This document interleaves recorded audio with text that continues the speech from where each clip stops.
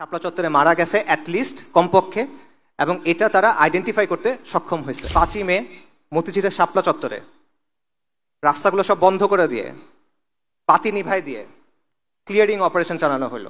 1,57,000 round bullet এবং tear shell সেদিন রাতে ব্যবহার করা হলো। হুকুমদাতা ছিল খুনি হাসিনা। হত্যাকাণ্ডে অংশ নিল কারা? র্যাব, বিজিবি, পুলিশ এবং যুবলীগ। হাসিনা সংসদে দাঁড়ায় বলছিল যে ওরা রং মেখে শুয়েছিল ওখানে, কেউ মারা যায় না ওখানে। এটা তারা বলল যে 61 জন মানুষ শাপলা চত্বরে মারা গেছে অ্যাটলিস্ট কমপক্ষে। শাপলা কেবলমাত্র শাহবাগের প্রতিক্রিয়া না, শাপলা কেবল একদিনের আন্দোলন না, শাপলা হলো ফিরিঙ্গিদের চাপায় দেওয়া সেকুলার ব্যবস্থার বিরুদ্ধে, ফিরিঙ্গিদের চাপায় দেওয়া নিজামের বিরুদ্ধে বিদ্রোহ করে নিজামে ইসলাম কায়েম করার তামান্না। 5ই অগস্টের কথা চিন্তা করেন, তখন অনেক মানুষের একটা প্রশ্ন ছিল, এই লং মার্চ হবে, সবাই কি আসবে, এই যে হাসিনা সে কি আসলে যাবে?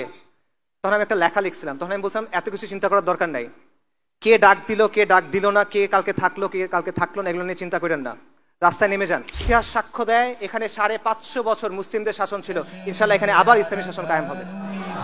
রাখছে তোমারি ভাই, মিটাবে জুলুম চিরতরে, তাকে কোথা খুঁজে বলো পাই। বিসমিল্লাহ ওয়াসসালাতু ওয়াসসালামু আলা রাসূলিল্লাহ ওয়া আলা আলিহি ওয়া সাহবিহি ওয়াসাল্লাম তাসলিমান কাসীরা, আম্মা বাদ। রাব্বি ইশরাহ লি সাদরি ওয়া ইয়াসসির লি আমরি ওয়াহলুল উকদাতাম মিন লিসানি ইয়াফকাহু কওলি। আসসালামু আলাইকুম ওয়া রাহমাতুল্লাহি ওয়া বারাকাতুহু। আলহামদুলিল্লাহ, আমরা আজকে সবাই এই মজলিসে সহি সালামতে এসে উপস্থিত হতে পারছি, এজন্য আমরা মহান আল্লাহ শুকরিয়া আদায় করি। আল্লাহ সুবহানাহু ওয়া তাআলা না চাইলে এটা সম্ভব হতো না, এটা আল্লাহ সুবহানাহু ওয়া তাআলার রাহমা, এটা আল্লাহ সুবহানাহু ওয়া তাআলার নিয়ামত, তাই আমরা আল্লাহ শুকরিয়া আদায় করি আলহামদুলিল্লাহ। আমরা আয়োজক ভাইদের শুকরিয়া জানাই, তারা অনেক সময় নিয়ে অনেক কষ্ট করে অনেক পরিশ্রম করে এই অনুষ্ঠানে আয়োজন করছেন, আল্লাহ যেন তাদের উত্তম জাযা দেন। এবং আমি আপনাদেরকেও শুকরিয়া জানাই, আমার সামনে আপনারা যারা আছেন। আজকে একটা ছুটির দিন, বাংলাদেশের মানুষ ছুটির দিনে ঘুরতে পছন্দ করে, পরিবারের সাথে সময় কাটাতে পছন্দ করে, আপনারা সেটা না করে এখানে আসছেন, এটা ডেফিনেটলি দিনের জন্য ভালোবাসা থেকে, এই উম্মার জন্য, এই কওমের জন্য, এই দিনের জন্য ভালোবাসা থেকে। তো আল্লাহ আপনাদের নেক নিয়ত কবুল করেন, আপনাদের উত্তম জাযা দেন। একই সাথে আমি একটা বিষয় একটু যোগ করব, সেটা হলো আমাদের এই অনুষ্ঠানগুলোতে আসা বা এই আয়োজনগুলো যেন শুধুমাত্র একদিনের সাময়িক উত্তেজনা না হয়। ব্যাপারটা যেন এরকম না হয় আমরা এখানে আসলাম, কথা শুনলাম, খুব ভালো গেল, বাসায় ফেরত গেলাম, ভুলে গেলাম। ব্যাপারটা যেন এরকম না হয়, তাহলে কিন্তু আসলে খুব একটা লাভ নাই। রাদার ব্যাপারটা এমন হওয়া উচিত, এই আলোচনাগুলো আমরা আসলাম এবং এখান থেকে আমরা কিছু একটা নিয়ে যেতে পারলাম, এমন কিছু যেটা আমার চিন্তার খোরাক হবে, এমন কিছু যেটা আমাকে আমল করতে উদ্বুদ্ধ করবে, নেক আমল করতে উদ্বুদ্ধ করবে এবং দিনের জন্য কাজ করতে উদ্বুদ্ধ করবে। আমাদের মধ্যে দিনের প্রতি ভালোবাসা আছে, কিন্তু শুধুমাত্র ভালোবাসা থাকলে কিন্তু হবে না। আমাদের দিনের জন্য যে ভালোবাসা আছে এটাকে দিনের প্রতি দায়িত্ববোধে পরিণত করতে হবে। আমাদের মধ্যে দিনের প্রতি জজবা আছে, জজবা খুব ভালো, কিন্তু এই জজবাটাকে দৃঢ় সংকল্পে পরিণত করতে হবে। আমাদের মধ্যে দিনের জন্য আবেগ আছে, সেই আবেগটাকে ডিসিপ্লিনে পরিণত করতে হবে যাতে আমরা দিনের জন্য প্রপারলি কাজ করতে পারি। এবং আমাদের মধ্যে উত্তেজনা আছে, সেটাকে আমাদের কাজে লাগাতে হবে যাতে করে আমরা দিনের জন্য কুরবানি করতে পারি। তো এই ব্যাপারটা শুধুমাত্র আপনাদের কাজ না, এটা আমাদেরও দায়িত্ব আছে, বক্তাদের দায়িত্ব আছে, শ্রোতাদের দায়িত্ব আছে, আয়োজকদের দায়িত্ব আছে। বাট ইন জেনারেল আমি এই কথাটা বললাম এবং আমি দোয়া করি আল্লাহ আজ্জা ওয়াজাল যেন আমাদের এই চেষ্টাটা, আমাদের এই প্রচেষ্টা, আমাদের এই কথা, কষ্ট করে এখানে আসা, এটা কবুল করেন। কারণ মহান আল্লাহ সুবহানাহু ওয়া তাআলা যদি সন্তুষ্ট না হন, আল্লাহ যদি রাজি খুশি না হন, তাহলে আমরা যে কাজকর্ম করতেছি এগুলো আলটিমেটলি কোনো ফলাফল নাই। আর কয়েকদিন পর 5ই মে 2013 সালে শাপলা চত্বরে যে ম্যাসাকার, সেটার 1 যুগ পূর্তি। এটা ডেফিনেটলি একটা গুরুত্বপূর্ণ ঘটনা, এটা ডেফিনেটলি একটা ঐতিহাসিক ঘটনা। তো এটাকে কেন্দ্র করে আমি আলোচনা করার চেষ্টা করব। তবে আমাদের সামনে এরকম গুরুত্বপূর্ণ আরও কিছু তারিখ আছে, যেমন ধরেন 4ই মে 1798 সালে 4ই মে টিপু সুলতান মহীশূরের বাঘ উনি ফিরিঙ্গি কাফেরদের সাথে জিহাদ করতে করতে ইন্তেকাল করছিলেন। আল্লাহ তাকে শহীদ হিসেবে কবুল করেন। ফিরিঙ্গি কাফেরদের সাথে আমাদের যে দীর্ঘ সময়ব্যাপী সংগ্রাম হয়েছে সেটার একটা প্রতীক হলো টিপু সুলতান। আরেকটা গুরুত্বপূর্ণ তারিখ আছে 6ই মে 1831 সালে 6ই মেতে বালাকোটের ময়দানে ইমাম সৈয়দ আহমেদ শহীদ এবং শাহ ইসমাইল শহীদ এবং তাদের জামাতের অনেক মুমিন মুজাহিদ শাহাদাত বরণ করছিলেন। এটা আমাদের সবার অনুপ্রেরণার একটা মূল জায়গা বালাকোট। উপমহাদেশে যতগুলো দ্বীনি ধারা আছে সবগুলো কোনো না কোনোভাবে দেখবেন সৈয়দ আহমেদ শহীদের যে মকবুল জামাত সেটার সাথে তাদের একটা সম্পর্ক আছে। আকাবিরে দেওবন্দ সৈয়দ আহমেদ শহীদের জামাতের সাথে সম্পৃক্ত, আকাবিরে আহলুল হাদিস তারা সৈয়দ আহমেদ শহীদের জামাতের সাথে যুক্ত। ইভেন তাসাউফপন্থী যারা আছেন তাদের মধ্যে যেটা বালাকোটি ধারা তারা সৈয়দ আহমেদ শহীদের জামাতের সাথে নিজেদের একটা সম্পর্কের কথা বলেন। মাওলানা মওদুদী রাহিমাহুল্লাহ এবং এইরকম যে ধারাটা আছে তারাও কিন্তু সৈয়দ আহমেদ শহীদের যে জামাত এটাকে একটা তাজদিদি আন্দোলন হিসেবে গণ্য করেন এবং এটাকে একটা অনুপ্রেরণা হিসেবে নেন।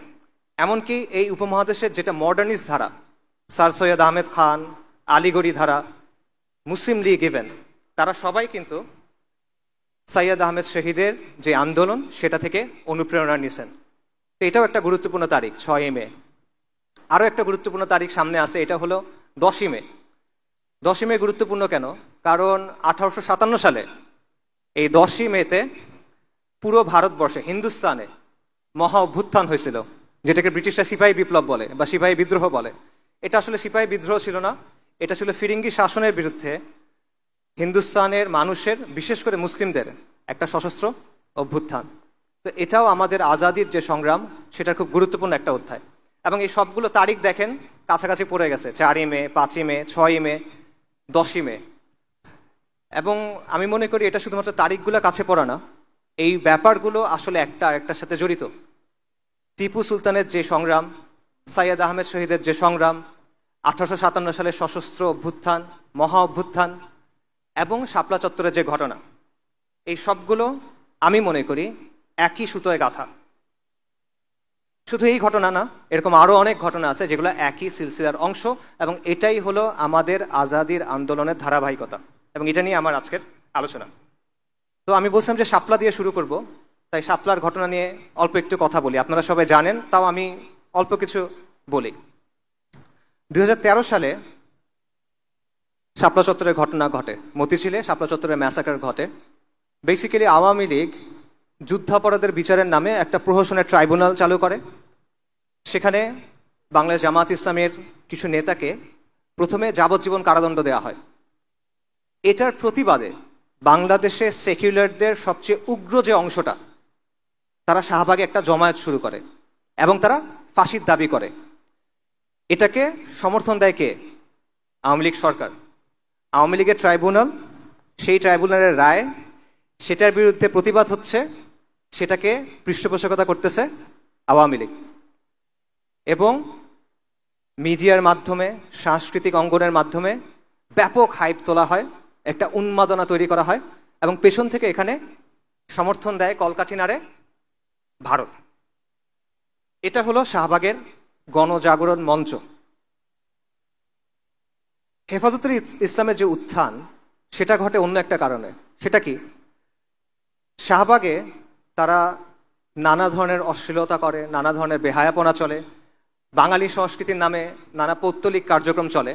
কিন্তু মূল যে ট্রিগার ছিল সেটা হলো গণজাগরণ মঞ্চের যে অর্গানাইজাররা ছিল, যারা এর আয়োজক ছিল, এদের মধ্যে গুরুত্বপূর্ণ একটা অংশ ছিল ইসলাম বিদ্বেষী, ভয়ঙ্কর রকমের ইসলাম বিদ্বেষী। তারা বিভিন্ন ব্লগে আল্লাহ রসুল সাল্লাল্লাহু আলাইহি ওয়াসাল্লাম, সাহাবায়ে কেরাম রাদিয়াল্লাহু আনহুম আজমাইন এবং আমাদের আম্মা উম্মাহাতুল মুমিনিন রাদিয়াল্লাহু আনহুম আজমাইন তাদের নিয়ে প্রচণ্ড অশ্লীল কটূক্তি করে। যখন এই গণজাগরণ মঞ্চের আয়োজকদের একজন নিহত হয় তখন এই বিষয়গুলো সামনে চলে আসে এবং তখন হেফাজতে ইসলামের উত্থান ঘটে। হেফাজতে ইসলাম 13 দফা দাবি নিয়ে সামনে আসে, যার মধ্যে প্রধান দাবি ছিল এই ইসলাম অবমাননাকারীদের শাস্তি এবং ব্লাসফেমি আইন প্রণয়ন।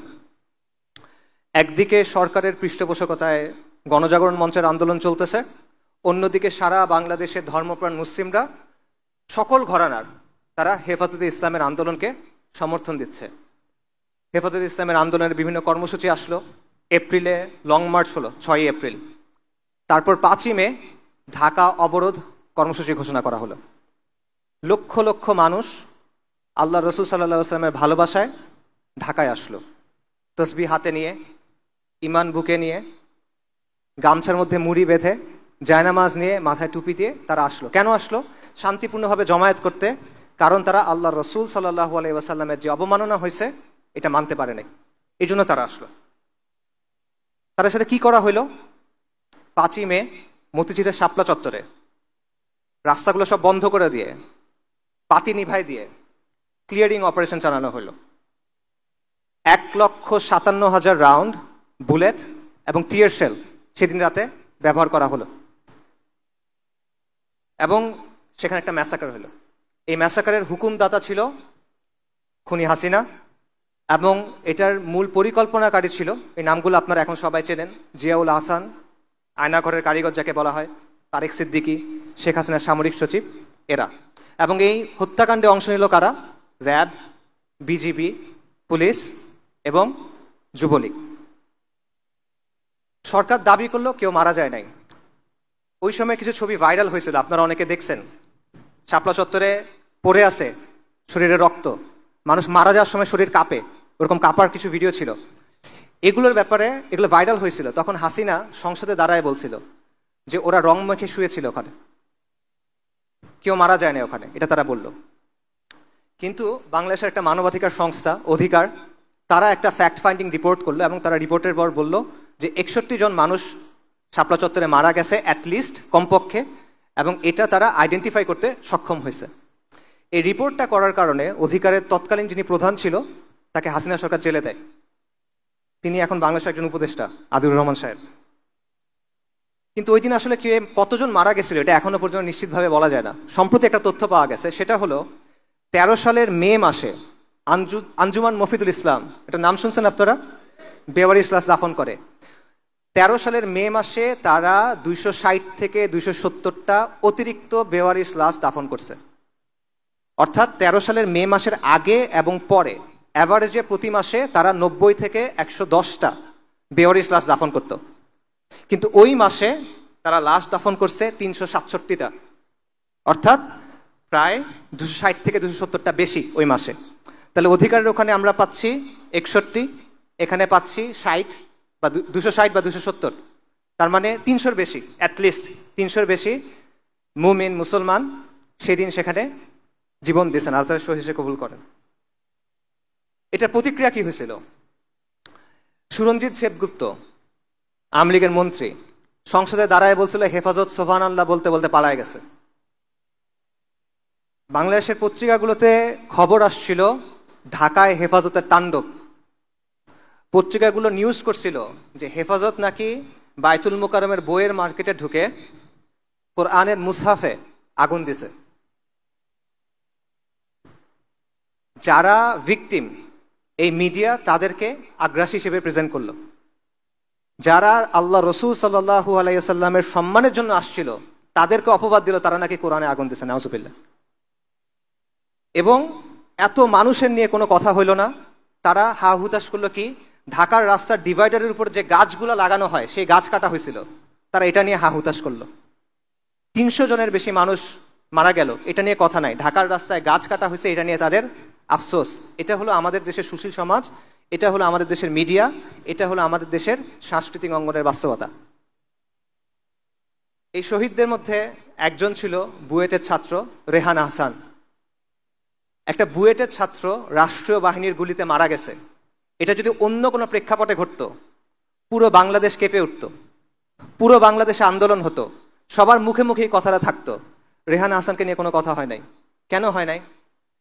কারণ সে ইসলামের জন্য গেছিল এখানে, কারণ সে মুসলিম পরিচয় নিয়ে গেছিল, কারণ সে হুজুরদের সাথে গেছিল, কারণ সে আল্লাহ রসুল সাল্লাল্লাহু আলাইহি ওয়াসাল্লামের শান এবং মানের জন্য, মর্যাদার জন্য সেদিন সেখানে গেছিল এবং প্রাণ দিতে হয়েছিল।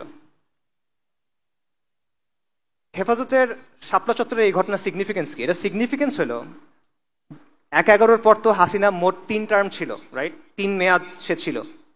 প্রথম মেয়াদের 2টা ঘটনা খুব সিগনিফিকেন্ট। একটা হলো পিলখানার ঘটনা, একটা হলো শাপলা চত্বরের ঘটনা। শাপলা চত্বরের ঘটনার পর হাসিনা এবং আওয়ামী লীগ অনেক বেশি বেপরোয়া হয়ে ওঠে। তাদের মধ্যে একটা আত্মবিশ্বাস জন্মায় না যায় যে কোনো আন্দোলনকে আমরা এভাবে দমন করে ফেলতে পারবো, এবং বিরোধীদের মধ্যেও একটা ভয় ঢুকে যায় যে হেফাজতের মতো যদি আমাদের সাথেও করে।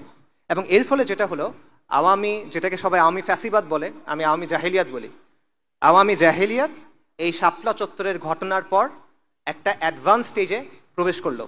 এবং এই সময় যে বাংলাদেশের সমাজ এটা নিয়ে কথা বলে নাই, বাংলাদেশের, বিশেষ করে বাংলাদেশের আরবান মিডল ক্লাস, মানে শহুরে মধ্যবিত্ত শ্রেণী, তারা যে এটা নিয়ে কথা বলে নাই, এটার মাসুল পুরা বাংলাদেশকে দিতে হয়েছে আরো 11 বছর পর্যন্ত, 2024 সাল পর্যন্ত। আজকে 12 বছর পার হয়ে গেছে, এখনো রেহান আহসানদের হত্যার বিচার হয় নাই, এখনো শাপলা চত্বরের গণহত্যার বিচার হয় নাই, অবমাননাও এখন বন্ধ হয় নাই। এখনো রাখাল রাহার মতো অনেক মানুষ আল্লাহ এবং তার রসুল সাল্লাল্লাহু আলাইহি ওয়াসাল্লামকে নিয়ে অবমাননার কথা বলে, এখনো এটা বাংলাদেশে চলতেছে। শাপলাকে কিভাবে দেখা উচিত, শাপলা চত্বরের ঘটনাটাকে কিভাবে দেখা উচিত? এটা 2 ভাবে দেখা যায়। এটা একটা দেখার উপায় হলো যে একদিকে শাহবাগে উগ্র সেকুলারদের উত্থান ঘটছিল, এবং এটার প্রতিক্রিয়া হিসেবে বাংলাদেশের রক্ষণশীল যে সমাজ, বাংলাদেশের ধর্মপ্রাণ যে অংশটা, এটার প্রতিক্রিয়া হিসেবে তাদের প্রতিক্রিয়া ছিল হেফাজত ইসলামের আন্দোলন। এটা হলো একটা দৃষ্টিভঙ্গি, এবং এই আন্দোলনটাকে হাসিনা মোকাবেলা করার জন্য প্রচণ্ড রাষ্ট্রীয় শক্তি ব্যবহার করছিল, যে কারণে এই ম্যাসাকার ঘটছে। এটা হলো একটা দৃষ্টিভঙ্গি। কিন্তু আমি ব্যাপারটা এভাবে দেখি না। আমার কাছে শাপলা একটা সংগঠনের একটা কর্মসূচি না, আমার কাছে শাপলা একটা দিনের একটাও ঘটনার না। আমার কাছে শাপলা হলো একটা চেতনার নাম, একটা আদর্শের নাম, এবং একটা স্বপ্নের নাম। শাপলা হলো অনেক লম্বা একটা সংগ্রামের একটা ধারাবাহিকতা, যেটা এখনো শেষ হয় না, যেটা আরো চলবে।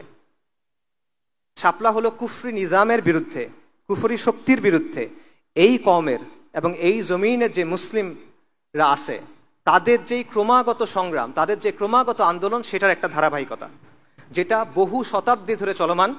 এবং এটারই একটা অধ্যায় হলো শাপলা চত্বর। এটা আমার মত। এবং এই সংগ্রামটাকেই আমি বলতেছি আমাদের আজাদির সংগ্রাম, এবং এটা নিয়ে আজকে আলোচনা। আজাদির আন্দোলন বা আজাদির সংগ্রাম, এটা 2টা অর্থ হয়। একটা অর্থ হলো প্রচলিত অর্থ, যে স্বাধীনতার আন্দোলন, যে আমাদের 200 বছর ইংরেজদের শাসন ছিল, এরপর আমরা উপমহাদেশের মুসলিমরা বা হিন্দুস্তানের মুসলিমরা তার একটা নিজস্ব রাষ্ট্র পাইছে পাকিস্তান, এটা একটা আজাদি ছিল। 71 সালে বাংলাদেশ হয়েছে, এটা একটা আজাদি ছিল। তারপর হাসিনার আওয়ামী জাহিলিয়াতের পরে 24 সালে হাসিনার পতন হয়েছে, এটাও একটা আজাদি। এটা একটা ব্যাখ্যা আছে, আমি এটা মনে করি না। আমার মতে আমি আজাদি শব্দটা অন্য একটা অর্থে ব্যবহার করতেছি। সেটা হলো, আজাদির আন্দোলন হলো ওই আন্দোলন যেটা এই জমিনের মুসলিমরা শুরু থেকে করে আসতেছে, এবং এই আন্দোলন এখনো শেষ হয় নাই। এই জমিনে মুসলিমদের হিস্ট্রি যদি আপনি দেখেন, তাহলে দেখবেন ক্রমাগত এখানে দুয়াত আসছেন, ক্রমাগত এখানে অলি আউলিয়ারা আসছেন, ক্রমাগত এখানে মাশায়েখরা আসছেন, এবং তারা এখানে মজলুম মানুষের পক্ষে দাঁড়াইছেন। তারা এখানে কুফরি এবং শিরকি শক্তির বিরুদ্ধে প্রতিরোধ গড়ে তুলছেন, দাওয়ার কাজ করছেন, ইসলার কাজ করছেন, জিহাদের কাজ করছেন, এবং এই কন্টিনিউয়াস একটা ধারা আপনি দেখবেন চলমান। আমি মনে করি এইটা হলো আমাদের আজাদির আন্দোলন, কারণ আজাদির অর্থ হলো মুক্তি, রাইট? তো মানুষের মুক্তি কখন আসে? মানুষের মুক্তি কোন সময় আসে? মানুষের মুক্তি আসে যখন সে কুফর এবং শিরকের অন্ধকার থেকে বের হয়ে তাওহীদ এবং ঈমানের আলোতে আসে। এটার বাইরে তো আর কোনো মুক্তি নাই। এটার বাইরে দুনিয়াবি সেন্সে অনেক মুক্তি আছে, কিন্তু আলটিমেট যে সেন্স, চিরন্তন যে অর্থ, সেই অর্থে মুক্তি তো এটাই। বাংলা এই বঙ্গভূমিতে, মুসলিম বঙ্গে কন্টিনিউয়াসলি যে ওলামায়ে কেরাম আসছেন, মুজাদ্দিদগণ আসছেন, দায়ীগণ আসছেন, তারা কিসের জন্য এতগুলো কষ্ট করছেন? তারা কিসের জন্য এত কাজ করছেন? কাদেসিয়ার যুদ্ধের একটা বিখ্যাত ঘটনা আছে, আপনারা সবাই জানেন। ইসলামী খিলাফা যখন পারস্য সাম্রাজ্যকে আক্রমণ করলো, মহাবীর রুস্তম তার সামনে মুসলিমদের একজন প্রতিনিধি গেলেন। প্রতিনিধির নাম হলো সাহাবী রবি ইবনে আমর রাদিয়াল্লাহু আনহু। রুস্তম তাকে জিজ্ঞেস করলেন যে তোমরা এখানে কেন আসছো, কি চাও তোমরা মুসলিমরা? উনি তখন বললেন, আমাদেরকে আল্লাহ পাঠাইছেন, আমরা আসছি মানুষকে মানুষের গোলামি থেকে বের করে এক আল্লাহর গোলামির দিকে নেয়ার জন্য। আমরা আসছি মানুষকে দুনিয়ার সংকীর্ণতা থেকে বের করে দুনিয়া এবং আখিরাতের প্রশস্ততার দিকে নেয়ার জন্য। আমরা আসছি ধর্মের অন্যায় এবং অবিচার থেকে মানুষকে দিন ইসলামের আদল এবং ইনসাফের দিকে আনার জন্য। আল্লাহ আমাদেরকে পাঠাইছে তার দিন সহ যেন সমগ্র মখলুকের কাছে আমরা এই দিনের দাওয়াত নিয়ে যাই। এই জন্যই সাহাবায়ে কেরাম পুরো বিশ্বে দাওয়াত নিয়ে ছড়ায় পড়ছিলেন। এই জন্যই বারবার এই ভূমিতে মুজাদ্দিদগণ আসছেন, দায়ীগণ আসছেন, মাশায়েখগণ আসছেন। এই জন্যই তো তারা কাজ করে গেছেন। তো এটাই হলো ওই ধারা, এটাই হলো ওই সিলসিলা যেটার কথা আমরা বলতেছি। আমরা জাতি রাষ্ট্রকেন্দ্রিক যেই স্বাধীনতা সেটার কথা আমি বলতেছি না, আমি বলতেছি জাহেলিয়াতের অন্ধকার থেকে দিন ইসলামে আসার যে স্বাধীনতা সেটার কথা। এবং এই আজাদির আন্দোলন চলমান, এটা এখনো শেষ হয় নাই। জাতি রাষ্ট্রকেন্দ্রিক আজাদির আন্দোলন শেষ হয়ে গেছে, এটা আপনি বলতে পারেন, কিন্তু দিন ইসলামের জন্য যে আন্দোলন, সেই আন্দোলন এখনো শেষ হয় নাই। এই আন্দোলন কখন শেষ হবে? যখন আমরা মানুষের বাদ মতবাদ ফেলে দিয়ে এক আল্লাহর কালামের দিকে যাব, যখন আমরা তন্ত্রমন্ত্র ফেলে দিয়ে কোরআনের শাসনের দিকে যাব, যখন আল্লাহর জমিনে গায়রুল্লাহ শাসন বাদ দিয়ে আমরা এক আল্লাহর যে বিধান সেটা যখন কায়েম হবে, তখন এই আন্দোলন শেষ হবে। তার আগ পর্যন্ত এই আন্দোলন চলমান থাকবে। তো সেই আন্দোলনের কথা আমি বলতেছি। তো এখানে একটা কথা বলে রাখি, আজকে আমি কি আলোচনা করবো এটা নিয়ে যখন কথা হচ্ছিল, তখন অর্গানাইজার ভাইরা আমাকে বলতেছিলেন যে আলোচনায় আদব এবং আখলাক নিয়ে কিছু নাসিহা করার জন্য। এটা আসলে আমার কাছে একটু খারাপ লাগছে। আদব আখলাক নিয়ে আলোচনা করাটা খারাপ লাগার কিছু না, এটা তো দিন ইসলামের অংশ, অবশ্যই এটা নিয়ে অনেক আলোচনা হবে। নবী সাল্লাল্লাহু আলাইহি ওয়াসাল্লামের হাদিস আছে, মুয়াত্তা মালিকে আসছে, যেটার বক্তব্যটা হলো এরকম যে নবী সাল্লাল্লাহু আলাইহি ওয়াসাল্লামকে পাঠানো হয়েছে সুন্দর চরিত্রকে পরিপূর্ণতা দেওয়ার জন্য। তো আদব এবং আখলাক, সুন্দর আদব এবং আখলাক, এটা তো দিন ইসলামের অংশ, অপরিহার্য অংশ।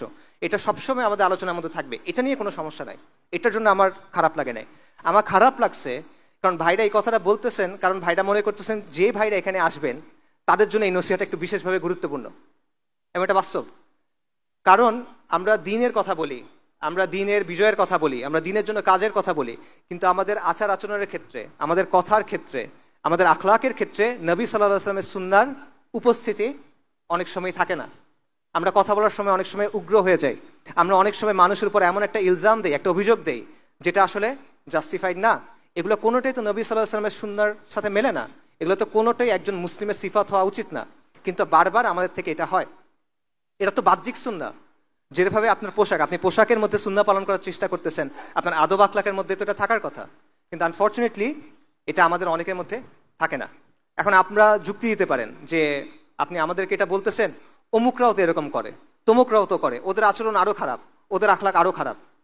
হ্যাঁ সত্য, তাতে কি হয়েছে? এটা তো আপনার জন্য দলিল না। আরেকজনের কাজ দিয়ে তো আপনাকে বিচার করা হবে না।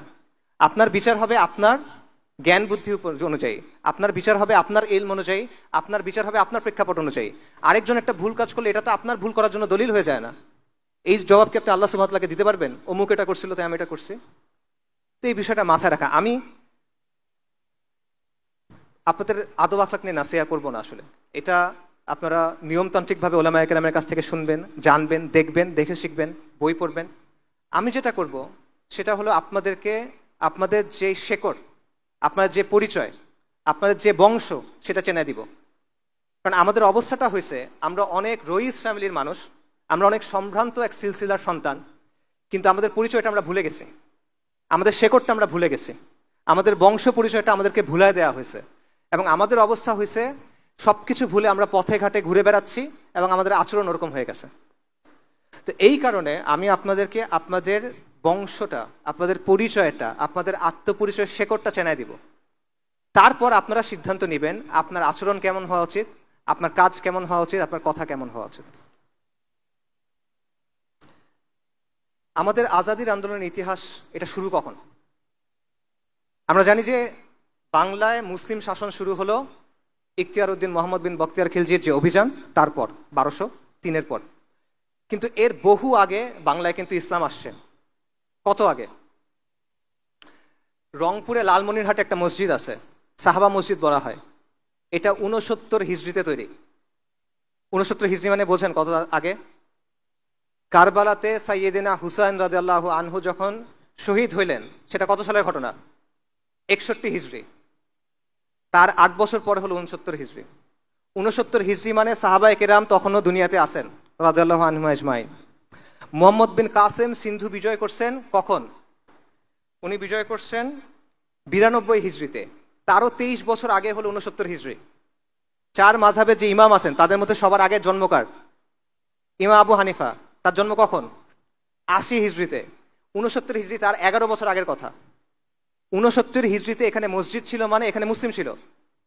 মসজিদ ছিল মানে ধারণা করা হয় সেই মসজিদের চারপাশে মুসলিম জনপদ ছিল। তাহলে কত আগে থেকে এখানে ইসলাম আছে চিন্তা করেন। ইসলামের শেকড়টা কত পুরনো চিন্তা করেন। আমাদের যে ইসলাম এটা কি নদিয়ার ইসলাম? আমাদের ইসলামের যে শেকড় এটা কি লোকায়ত ইসলামের শেকড়? আমাদের ইসলামের হলো সাহাবায়ে কেরামের ইসলাম, তাবেঈনদের সময়ের ইসলাম। তো আমাদের আজাদির আন্দোলনের শুরুটা সেখানে 69 হিজরিতে অ্যাটলিস্ট, বা তারও আগে যাবে। এবং এই সময়ের পরে মুসলিম শাসন কায়েম হওয়ার আগেও শত শত বছর ধরে বহু দায়ী, বহু মাশায়েখ, বহু অলি আউলিয়া এই জমিনে আসছেন। তারা এখানে দাওয়াতের কাজ করছেন, ইসলাহার কাজ করছেন, সংগ্রাম করছেন, জিহাদও করছেন। এবং এরকম অনেক ঘটনা আপনারা জানেন, এরকম অনেক ঘটনা বাংলায় প্রচলিত আছে। আমি আপনাদের কয়েকটা এক্সাম্পল দিই। যেমন বাবা আদম শহীদের নাম আপনারা অনেকে হয়তো বা শুনবেন, বিশেষ করে বিক্রমপুর, মুন্সিগঞ্জ এই অঞ্চলের মানুষ যারা। তার ব্যাপারে প্রচলিত আছে যে সেন রাজাদের যখন শাসন চলতেছিল তখন তারা মুসলিমদের উপর অনেক বেশি অত্যাচার করত। এই অত্যাচারের খবর জেনে বাবা আদম শহীদ একটা সেনাবাহিনী নিয়ে এখানে আসছিলেন তাদের সাথে ফাইট করার জন্য। এবং সেই যুদ্ধে তিনি শহীদ হয়ে যান। কিন্তু তিনি শহীদ হয়ে যাওয়ার পর পুরো বিক্রমপুরের মানুষ ইসলাম গ্রহণ করে, এটা প্রচলিত আছে। এটা কখনের ঘটনা? এটা হলো 1200 শতাব্দীর ঘটনা। আপনারা হযরত শাহ মাখদুম রহমতুল্লাহ আলাইহি তার কথা জানেন, বিশেষ করে রাজশাহীর মানুষ তার কথা জানবেন। তার হিস্ট্রি কি? তার ব্যাপারে প্রচলিত আছে যে ওই সময়ের যে হিন্দু রাজারা ছিল বা পৌত্তলিক রাজারা ছিল তারা অনেক বেশি অত্যাচার করতো এবং তারা নানা ধরনের পূজা করতো। তারা নরবলি দিত, মানুষকে পূজার জন্য জবাই করতো সহজ ভাষায়। এবং সাধারণ মুসলিমরা খুব পেরেশান ছিল, তাদের সাহায্য করার জন্য শাহ মাখদুম আসছিলেন। তার ব্যাপারে বলা হয় তিনি পদ্মার তীরে একটা কেল্লা তৈরি করছিলেন এবং এই যে মজলুম মানুষ সেখানে এসে আশ্রয় নিত এবং এটার নাম হয়ে যায় মাখদুম নগর। এবং পরবর্তীতে তিনি মুসলিমদের একটা বাহিনী নিয়ে এই রাজাদের বিরুদ্ধে ফাইট করেন। এটা কখনের কথা? এটাও 1200 শতাব্দীর কথা। আপনারা হযরত শাহজালাল রহমতুল্লাহ আলাইহির কথা জানেন। তিনি সিলেটে কেন আসছিলেন? রাজা গৌরগোবিন্দ ছিল, তার শাসনামলে একজন মুসলিম তার ছেলের আকিকা করছিল গরু জবাই দিয়ে, বলা হয় তার নাম বুরহান উদ্দিন। এটা যখন রাজা শুনছে ওই ছেলেকে মেরে ফেলছে এবং মুসলিমদের উপর অত্যাচার করা শুরু করছে। এই খবর শুনে সুলতান ফিরোজ শাহ বাহিনী পাঠাচ্ছেন যে একে পরাজিত করার জন্য, কিন্তু পরাজিত হচ্ছে না। তখন হযরত শাহজালাল, হযরত শাহপরান এবং তার সাথে আরো 300 জনের বেশি তারা আসছেন এবং আল্লাহর ইচ্ছায় পরাজিত করছেন। কাজেই আপনি দেখেন যে এরকম আরো অনেক দায়ীগণ বাংলায় আসছেন, দাওয়াতি কাজ করছেন, তারা সাধারণ মানুষের পাশে দাঁড়াইছেন, তারা নানাভাবে নানা বাধার মোকাবেলা করছেন। এবং বাংলায় মুসলিম শাসন প্রতিষ্ঠার অনেক আগেই এইখানে ইসলামের জন্য লড়াই শুরু হয়ে গেছিল, যার প্রমাণ আমি আপনাদের কয়েকটা ঘটনা মাত্র বললাম। যুগে যুগে আউলিয়াগণ, দায়ীগণ, মুজাহিদগণ, মুজাদ্দিদগণ এই লড়াইটা চালায় গেছেন। এটা আমাদের আজাদির আন্দোলনের ধারাবাহিকতা। এবং এই যে তাদের মেহনত, এই যে তাদের কুরবানি, এটার ফলে কি হলো? 1203 সালে ইখতিয়ার উদ্দিন মোহাম্মদ বিন বখতিয়ার খিলজি রাহিমাহুল্লাহ তিনি বাংলা দখল করলেন। তার দখল করাটা এটা হঠাৎ ঘটে যাওয়ার ঘটনা না ভাই। এটা হলো এই যে দীর্ঘ মেহনত, এই যে দীর্ঘ কষ্ট, এই যে দীর্ঘ কুরবানি, এটার ফলে এই অঞ্চলটা উর্বর হয়েছিল ইসলামের জন্য। এবং এটা যখন উর্বর হয়েছে তখন বাইরে থেকে যখন সাহায্য আসছে, আলহামদুলিল্লাহ এখানে মুসলিমরা কর্তৃত্ব অর্জন করছে। এবং এর 100 বছরের মধ্যে সমগ্র বাংলা মুসলিম শাসনের অধীনে চলে আসছে। এবং বাংলায় 550 বছর মুসলিমদের শাসন ছিল। সুলতানি আমল ছিল, তারপর শেরশাহর কিছু শাসন ছিল, 12 ভূঁইয়ার শাসন ছিল, মুঘল আমলে সুবা বাংলা ছিল, তারপর বাংলার নবাবদের শাসন ছিল। এবং এই সময়টা ছিল এই ভূখণ্ডের সবচেয়ে সমৃদ্ধ সময়। এই সময়টা ছিল যখন বাংলা ছিল পুরো পৃথিবীর একটা কসমোপলিটন হাব। এখন যেমন মানুষ ইউরোপে যায়, এখন যেমন মানুষ ব্যবসার জন্য আমেরিকাতে যায়, তখন মানুষ এখানে আসতো। ইবনে বতুতার বিখ্যাত লেখা আছে রেহলা, সেখানে উনি এই বাংলার ব্যাপারে আলোচনা করছেন। উনি বলতেছেন যে এটার মতো জায়গায় আমি আর দেখি নাই। এখানে যে যত ডাইভার্স, এত বিভিন্ন পণ্য পাওয়া যায় এটা আমি আর কোথাও দেখি নাই, এত কমে কোথাও পাওয়া যায় এটা আমি দেখি নাই। একজন ফ্রেঞ্চ পর্যটক আছে, সে বলছে বাংলা হলো প্রাচুর্যের জায়গা, প্রাচুর্যের জমি, এখান থেকে যে পরিমাণ জিনিস রপ্তানি হয় আর কোনো জায়গা থেকে আমি দেখিনি এত জায়গা জিনিস রপ্তানি হতে। এটা ছিল এই বাংলা। ব্রিটিশরা যখন ভারতবর্ষে ঢুকলো, আক্রমণ করলো, মোগল আমলে পুরো বিশ্বের জিডিপির 25% ছিল হিন্দুস্তানের, এবং হিন্দুস্তানের সবচেয়ে সমৃদ্ধ জায়গা ছিল বাংলা। এটা ছিল মুসলিম শাসনের অবস্থা। কিন্তু এরপর কি হলো? এরপর হলো আমাদের লাঞ্ছনার অধ্যায়, যেটা শুরু হলো, যেটা এখনো চলতেছে। 1757 সালে আপনারা জানেন পলাশির যে যুদ্ধ হলো, সেই যুদ্ধে নবাব সিরাজউদ্দৌলা পরাজিত হলো। পরাজয়ের পিছনে অনেক কারণ ছিল। মীর জাফর, জগৎ শেঠ, তাদের গাদ্দারির একটা ভূমিকা ছিল। পাশাপাশি এই শাসক শ্রেণীর নিজেদের ভেতরকার অবক্ষয়, এটারও একটা ভূমিকা ছিল। এবং এর মাধ্যমে আমাদের উপরে ফিরিঙ্গি কাফেরদের যে শাসন, এটা চেপে বসলো এবং আমাদের লাঞ্ছনার একটা অধ্যায় শুরু হলো, যেটা আজ 300 বছর হইতে চলতেছে, প্রায় 250 বছর হয়ে গেছে, এটা এখনো চলমান। এবং এই শাসনটা আমাদেরকে ভেঙে চুরে দিল। হিন্দুস্তানে মুসলিমদেরকে আর কেউ পরাজিত করতে পারে নাই। এটা ইতিহাস ঘুরে দেখবেন, একবার মুসলিমরা এখানে কর্তৃত্ব অর্জন করার পর পৌত্তলিক শক্তি আমাদেরকে পরাজিত করতে পারে নাই। মাঝে মধ্যে কিছু কাজকর্ম করছে, বাট তাদেরকে মোকাবেলা করা গেছে। কিন্তু আমাদের পরাজিত করছে ফিরিঙ্গি কাফেররা, এবং তারা আমাদের পুরো সমাজ, আমাদের রাজনীতি, আমাদের অর্থনীতি, আমাদের শিক্ষা ব্যবস্থা সব ধ্বংস করে দিছে। কিভাবে ধ্বংস করছে? আমি ছোট ছোট কিছু এক্সাম্পল দিই। আমাদের গ্রামগুলো স্বনির্ভর ছিল, আমাদের গ্রামের সমাজগুলো স্বনির্ভর ছিল, তারা এটা পুরোপুরি ভেঙে দিল। তারা কি করলো? ইচ্ছা মতো ট্যাক্স ছাপাই দিল।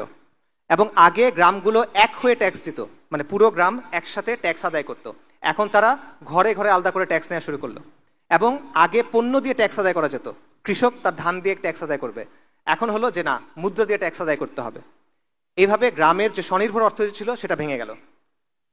তারা আমাদের কাছ থেকে ট্যাক্স নিত, সেই ট্যাক্সের টাকা দিয়ে আমাদের বানানো জিনিস কিনতো কম দামে। যেমন মসলিন, আপনারা জানেন ঢাকাইয়া মসলিনের বিখ্যাত জিনিস পুরো পৃথিবীতে খ্যাতি ছিল। নামমাত্র মূল্যে তারা এটা কিনে নিত, তারপর তারা এটা ব্রিটেনে পাঠাইতো, সেখানে তারা মুনাফা করত। টাকা আমাদের, শ্রম আমাদের, পণ্য আমাদের, মুনাফা ওদের। এটা হলো কোম্পানির শাসনের বাস্তবতা, ইস্ট ইন্ডিয়া কোম্পানির শাসনের বাস্তবতা। এবং এটাকে অনেক ঐতিহাসিক বলছে এটা হলো ডাকাতির শাসন। যেমন মার্কস বলছে এটা হলো নেকেড প্লান্ডার, মানে নগ্ন লুটপাট। এবং আমেরিকান একজন ঐতিহাসিক আছেন রেজিনাল্ড রেইনল্ডস, সে বলতেছে এটা হলো robbery in the name of commerce, বাণিজ্যের নামে ডাকাতি। এই কাজটা তারা এখানে করছে। এবং এটার ফলে কি হয়েছে? যেই জায়গাটা ছিল হিন্দুস্তানের সবচেয়ে সমৃদ্ধ জায়গা, যেখানে 550 বছর মানুষ দারিদ্র কি চিনত না, সেখানে একের পর এক দুর্ভিক্ষ হওয়া শুরু করলো। যার মধ্যে বিখ্যাত একটা দুর্ভিক্ষ হলো 76-এর মনন্তর, ইংরেজি 1770 সালে এটা ঘটে। 76-এর মনন্তর, বাংলা হিসেবে বাংলা মাসে 1176। এবং এটা পুরোপুরি মানব সৃষ্ট একটা দুর্ভিক্ষ ছিল। কোম্পানি ফসল হওয়া মাত্র জোর করে নিয়ে গেছে, রপ্তানি করে দিচ্ছে, তারপর চড়া মূল্য দিয়ে দিচ্ছে। সাধারণ মানুষ কিনতে পারতেছে না। কেন পারতেছে না? ওই যে লুটপাট করছে আগে, কিনতে পারতেছে না। এর ফলে কি হলো? মানুষ মারা গেল। কত মানুষ মারা গেল? জনসংখ্যার 1/3, 1.5 কোটি মানুষ মারা গেল। ওই সময়কার ইংরেজদের গভর্নর জেনারেল ওয়ারেন হেস্টিংস বলতেছে প্রতি 16 জনে 6 জন মানুষ মারা গেছে। জনসংখ্যার 1/3 মানুষ মারা গেছে। ইংরেজদের যারা হিস্টোরিয়ান তারা বলতেছে বাবা মা খাবার জন্য সন্তান সন্ততিদের বিক্রি করে দিছে, তাও খেতে পারতেছে না। এবং তারা বলতেছে মানুষ মৃতদেহের শরীর থেকে মাংস নিয়ে খাইছে। এটা হলো কোম্পানির শাসনের বাস্তবতা। এটা, এবং এই সময়ে তারা মজমাস্তি করতেছে। ওয়ারেন হেস্টিংস লিখছে এখানে অনেক দুর্ভিক্ষ হচ্ছে, জনসংখ্যার 1/3 মারা গেছে, 1.5 কোটি মানুষ মারা গেছে, মানুষ লিটারেলি মানুষের মাংস খাচ্ছে, কিন্তু আমরা যথেষ্ট রাজস্ব তুলতে পারছি। 3 বছর আগে যে রাজস্ব তুলছি, এবছর এর চেয়ে ভালো রাজস্ব তুলছি, এটা তারা বলতেছে। আমাদের শিক্ষা ব্যবস্থা তারা ধ্বংস করে দিয়েছে। উইলিয়াম অ্যাডামস নামে এক ইংরেজ ঐতিহাসিক আছে, সে বলছে ইংরেজরা এখানে আসার আগে বাংলাদেশে হিন্দুস্তানে না, বাংলাদেশে 80,000 শিক্ষা প্রতিষ্ঠান ছিল। প্রতি 400 জনের জন্য একটা মাদ্রাসা ছিল। এবং এগুলো সব চলতো ওয়াকফের মাধ্যমে, সরকারের না, ওয়াকফের মাধ্যমে চলতো। কমিউনিটি এগুলোকে চালাতো। ইংরেজরা কি করলো? তারা সমস্ত ওয়াকফ বাজেয়াপ্ত করলো, নিষ্কর ভূমি বাজেয়াপ্ত করলো। তার ফলে আমাদের পুরো যে সামাজিক কাঠামোটা ছিল, আমাদের শিক্ষা প্রতিষ্ঠানগুলো ছিল, এই সব কিছু ভেঙে গেল। মুসলিম যেই মধ্যবিত্ত শ্রেণী এটা নাই হয়ে গেল, রাতারাতি এটা নাই হয়ে গেল, এবং আপনি শিক্ষা অর্জন করতে পারতেছেন না। তারপর তারা কি করলো, তারা রাষ্ট্রীয় কাজে ফার্সি ভাষা ব্যবহার হয়ে আসছে শত শত বছর ধরে, তারা হুট করে সেটা চেঞ্জ করে ইংরেজি করে দিল। মুসলিম তো ইংরেজি পারে না, সে ফার্সি পারে, তো কাজে সে যেতে পারতেছে না, সিস্টেম্যাটিক্যালি এক্সক্লুডেড। এবং তারা নতুন একটা জমিদার শ্রেণী তৈরি করলো, চিরস্থায়ী বন্দোবস্ত সূর্যাস্ত আইন, এটা আপনারা অনেকে নিশ্চয়ই পড়ছেন। এটার মাধ্যমে মুসলিম যেই অভিজাত শ্রেণী ছিল এটাকে মুছে দেয়া হলো, এবং সেটার জায়গায় নতুন একটা জমিদার শ্রেণী তৈরি করা হলো। এই নতুন জমিদার শ্রেণী কারা? এরা হলো যাদের নাম হলো দেব, যাদের নাম হলো মিত্র, যাদের নাম হলো বসাক, যাদের নাম হলো শীল। এরা হলো সেই নতুন জমিদার শ্রেণী। কালকে পর্যন্ত যারা মুসলিমদের অধীনে ছোট ছোট চাকরি করত, এরা এখন মুসলিমদের উপর জমিদার হয়ে গেল, এবং এরা কোম্পানি জুনিয়র পার্টনার হিসেবে, ইংরেজদের জুনিয়র পার্টনার হিসেবে আমাদের উপরে শোষণ চালাতে লাগলো। তো এই হলো একটা ছোট্ট সামারি যে ফিরিঙ্গি কাফেরদের শাসনের ফলে আমাদের এখানে কি অবস্থা হয়েছে। 1757 সালে রাজনৈতিক পরাজয়, সামরিক পরাজয়, তারপর চিরস্থায়ী বন্দোবস্ত 1793-এ, সূর্যাস্ত আইন, এটার মাধ্যমে মুসলিম অভিজাত শ্রেণী ধ্বংস হয়ে গেল, শিক্ষা ব্যবস্থা ধ্বংস হয়ে গেল, ওয়াকফ, নিষ্কর ভূমি সব তারা নষ্ট করে দিল, আমাদের পুরো সমাজকার ধ্বংস হয়ে গেল। যারা ছিল হিন্দুস্তানের শাসক, যারা ছিল এইখানের কর্তৃত্বের অধিকারী, সম্মান এবং মর্যাদার অধিকারী, তারা অল্প কয়েক দশকের মধ্যে নিরক্ষর, অশিক্ষিত, দুর্বল, লাঞ্ছিত হয়ে গেল। এটা হলো আমাদের লাঞ্ছনার অধ্যায়। এবং একজন আইরিশ দার্শনিক আছে, এডমন্ড বার্গ, বিখ্যাত দার্শনিক, সে বলছে যে কোম্পানি বা ফিরিঙ্গিদের যে শাসনটা এখানে ছিল এটা হলো আ রুল অফ ভায়োলেন্স অ্যান্ড অপ্রেশন, সহিংসতা আর জুলুমের শাসন, আর টাইরানি দ্যাট নেভার রেস্টেড, নিরন্তর স্বৈরাচার, নিরন্তর অত্যাচার। এবং বলছে এটা হলো নেকড়ের শাসন, আ রুল অফ ওলস। কিন্তু এখানে আসলে শেষ না, এইখানে আমাদের আজাদির আন্দোলনের নতুন ধারা কিন্তু এই সময়ে শুরু হওয়া। ইংরেজ শাসনের প্রথম 100 বছরে মুসলিমরা কি করছে? তারা একের পর এক বিদ্রোহ করছে। লর্ড ক্লাইভ, সোকল লর্ড, সে ব্রিটেনে এক চিঠি পাঠাইছে, সেখানে সে বলছে মুসলিমরা সবসময় বিদ্রোহের জন্য প্রস্তুত, যখন তারা মনে করে সাফল্যের একটু সম্ভাবনা আছে তারা বিদ্রোহ করে। আরেক সোকল লর্ড ছিল লর্ড ক্যানিং, সে বলছে যে ব্রিটিশ শাসনের প্রথম 100 বছরে মুসলিম মানে ছিল বিদ্রোহ। হিন্দুরা কিন্তু বিদ্রোহ করে নাই, তারা কিন্তু ব্রিটিশ শাসনকে স্বাগত জানাইছে, কিন্তু মুসলিমরা ক্রমাগত একের পর এক বিদ্রোহ করে গেছে। কিরকম? পলাশির ঘটনা হলো 1757 সালে, এর মাত্র 6 বছর পর 1763 সালে একটা জনযুদ্ধ এই বাংলায় শুরু হয়। আপনারা ফকির মজনু শাহর নাম শুনছেন। ফকির মজনু শাহ যে আন্দোলন শুরু করছিলেন সেটা হলো পুরো এই বাংলায় ইংরেজ শাসনের বিরুদ্ধে একটা গেরিলা যুদ্ধ। হিস্ট্রি পড়ে দেখেন, এটা ঐতিহাসিকদের কথা, এটা হলো ইংরেজ শাসনদের বিরুদ্ধে একটা গেরিলা যুদ্ধ। অল্প কয়েক হাজার মানুষের তারা শুরু করছিল। তারা প্রথম আক্রমণ করছিল ঢাকাতে, ইংরেজের একটা কুঠিতে, তারপর এটা পুরো বাংলায় ছড়ায় পড়ে, এবং এক পর্যায়ে এই তাদের বাহিনীতে 50,000 মানুষ হয়ে যায়।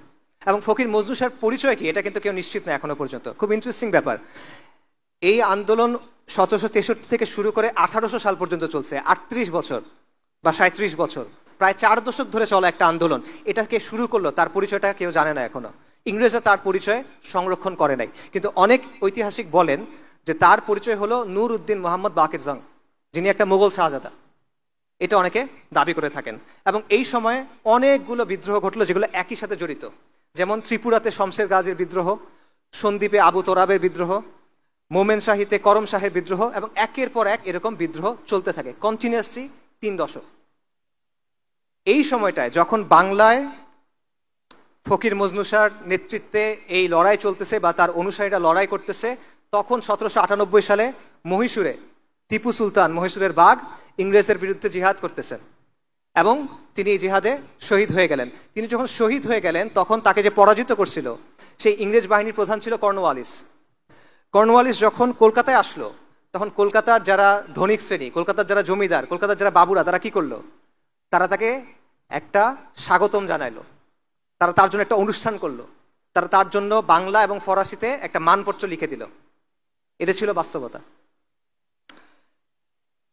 এরপর শুরু হয় উপমহাদেশের বা হিন্দুস্তানের সম্ভবত সবচেয়ে শক্তিশালী যে তাজদিদের ধারা, সেটা হলো শাহ ওয়ালিউল্লাহ মুহাদ্দিস দেহলভী রাহিমাহুল্লাহ, তার শুরু করা তাজদিদ।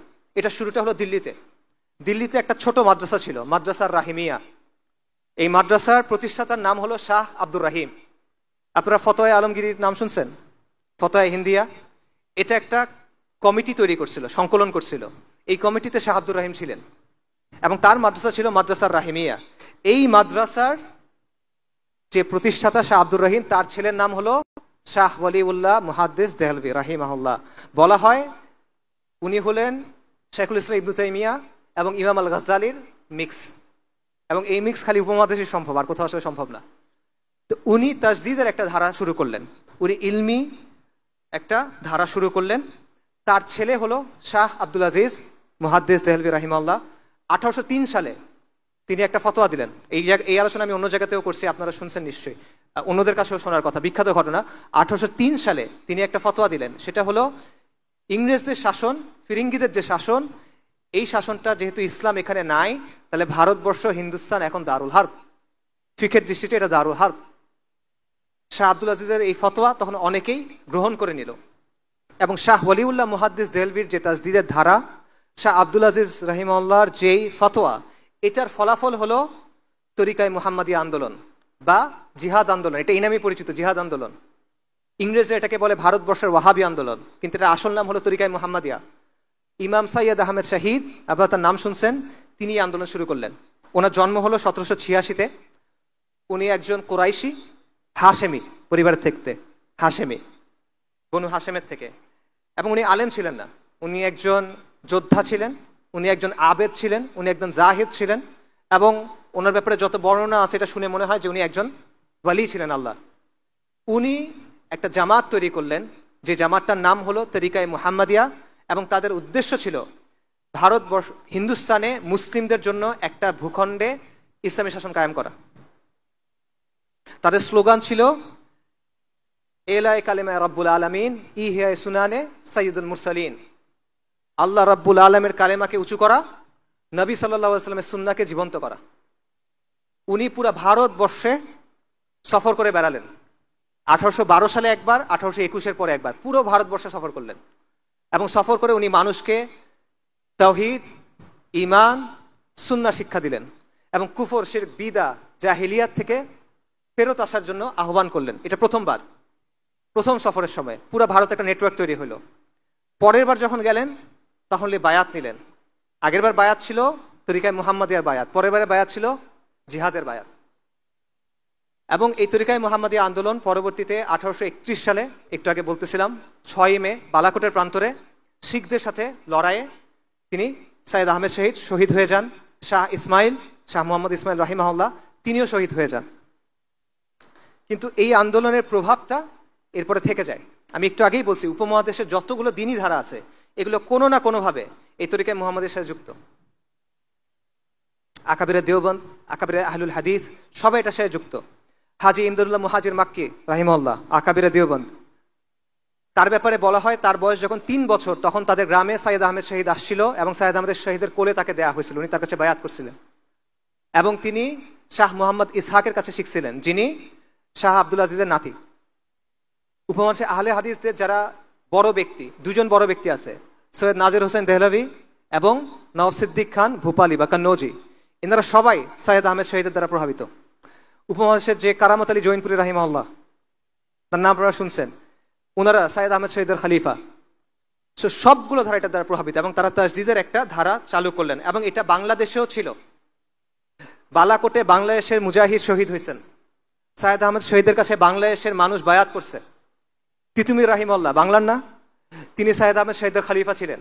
তিনি সাইয়্যেদ আহমেদ শহীদের সাথে হজে গেছিলেন, এবং সাইয়্যেদ আহমেদ শহীদের একজন বিখ্যাত খলিফা ছিলেন মাওলানা ইনায়েত আলী। উনি বাংলাদেশের এই যে উত্তরবঙ্গের যে এরিয়াটা, এখানে এসে দীর্ঘ সময় দাওয়া করছেন। এবং বাংলাদেশের যে মানুষ, বাংলাদেশের ছোট ছোট গ্রামের মানুষ, তারা মুষ্টি বলতো, এটা ছোট ছোট করে চাল দিত, প্রত্যেক ঘর থেকে চাল দিত। কেন? ওনারা জিহাদ করবেন, এই জিহাদের জন্য আমরা এটা দিচ্ছি। বাংলাদেশের মা বোনেরা তারা তাদের অলংকার দিত, কেন? মুজাহিদদের জন্য এটা দাও। এবং বাংলাদেশের ঘরের গরু বাছুর বিক্রি করে তারা মুজাহিদদের জন্য এটা দিত। ডেইলি স্টারের যে সম্পাদক আছে মাহফুজ আনাম সাহেব, তার বাবা আবুল মনসুর আহমেদ, তার একটা বই আছে আমার দেখা রাজনীতির 50 বছর। ওই বইয়ের প্রথম চ্যাপ্টারে দেখবেন ওনারা সাইয়্যেদ আহমেদ শহীদের জামা, তাদের যে জামা, এই জামার কিছু গান ছিল, নাশিদ ছিল, সেই একটা নাসির ওই বইয়ের একদম শুরুতে উনি লিখছেন, কারণ ওনাদের গ্রামে এটা প্রভাব ছিল তখনও। এটা হলো সৈয়দ আহমেদ শহীদের আন্দোলনের প্রভাব। তার জামাতে বিখ্যাত বাঙালি কয়েকজন সদস্যের নাম আমি বলি। একজন হলো মাওলানা ইমাম উদ্দিন আল বাঙ্গালি, নোয়াখালীর বিখ্যাত মানুষ, ওয়ারেস আলী বাঙ্গালি, নূর মোহাম্মদ নিজামপুরি আল বাঙ্গালি, এনারা সবাই সৈয়দ আহমেদ শহীদের জামার মধ্যে ছিলেন। তিতুমিরের কথা আপনারা সবাই জানেন। তিতুমির রাহিমাহুল্লাহ বাংলায় এসে এই দাওয়াতটা শুরু করছিলেন। বাংলার তখন মুসলমানদের অবস্থা কি?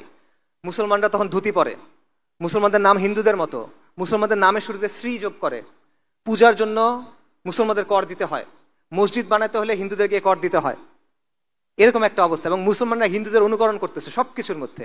এই অবস্থায় তিতুমির রাহিমাহুল্লাহ এসে কোরআন সুন্নাহর দাওয়াত দিলেন, কুফর শিরক বিদআ ফাহিশার বিরুদ্ধে দাওয়াত দিলেন। এবং তিনি মুসলিমদের বললেন যে তোমাদের নাম এরকম হইতে হবে, তোমরা ধুতি বন্ধ করে এই পরো, লুঙ্গি পরো। এই বিষয়গুলো তারা তখন করলেন এবং তার চারপাশে বিরাট একটা জামাত তৈরি হয়ে গেল। এবং যখন জামাত তৈরি হয়ে গেল তখন এই হিন্দু জমিদাররা তার বিরোধিতা করলো, তাদের বিরুদ্ধে অ্যাটাক করা শুরু করলো। এবং তখন নারিকেল বাড়িয়াতে একটা বিরাট মসজিদ ছিল, সেইখানে তারা একটা কেল্লা তৈরি করলো, যেটার নাম হলো বাঁশের কেল্লা। এবং খণ্ড খণ্ড যুদ্ধ হলো, যেখানে তারা ইংরেজ আর্মিকেও পরাজিত করলো। 1830 নভেম্বর থেকে 1831 নভেম্বর পর্যন্ত 24 পরগনা এবং নদিয়ার বিশাল এলাকা তিতুমির রাহিমাহুল্লাহ যে জামাত দখল করে রাখছিল। এবং তিনি সেখানে ইসলামী শাসন কায়েম করছিলেন। তিনি নিজেকে বাদশা ঘোষণা করছিলেন এখানে। এবং ওখানে কাজী ছিল, ওখানে ইসলামী শরিয়া অনুযায়ী আদালত ছিল, বিচার হইত। পরবর্তীতে 1831 সালে 19 নভেম্বর বাঁশের কেল্লায় ইংরেজদের বিশাল বাহিনী আসলো। ফজরের পর আক্রমণ হলো। তিতুমির রাহিমাহুল্লাহ তার সন্তান সহ, তার জামাত সহ শহীদ হয়ে গেলেন। তার বাহিনীর সেনাপতি ছিল গোলাম মাসুম, তার ভাগ্নে। তাকে ইংরেজরা বলল যে তুমি মাফ চাও, ক্ষমা চাও, তোমাকে ছেড়ে দিব। উনি বললেন আমরা ফিরিঙ্গি কাফেরদের কাছে মাফ চাইবো না। তখন ওনাকে ওইখানে ফাঁসি দেয়া হলো। এবং তখন ইংরেজ বাহিনীর এক মেজর বলতেছিল যে আমরা আজকে জিতছি, কিন্তু আজকে যারা প্রাণ দিছে সে তার নিজের ধর্মের জন্য যুদ্ধ করছে এবং সে তার দেশের জন্য যুদ্ধ করছে, এবং তারা মহাপুরুষ। ইংরেজরা এটা বলতেছে। এটা হলো আমাদের আজাদির আন্দোলনের ধারা। এটা হলো আপনার পূর্বপুরুষ ভাই। হাজী শরীয়তুল্লাহর আন্দোলন, ফরাইজি আন্দোলন নিয়ে আমি দীর্ঘ আলোচনা করছি অন্য জায়গায়, এখানে অত কথা বলবো না। ফরাইজিদের অবস্থা সেম ছিল, বাংলার অবস্থা একই রকমের ছিল। একই রকমের কুসংস্কার, একই রকমের বেদা, একই রকমের শিরকি প্রথা বাংলার মধ্যে ঢুকে গেছিল।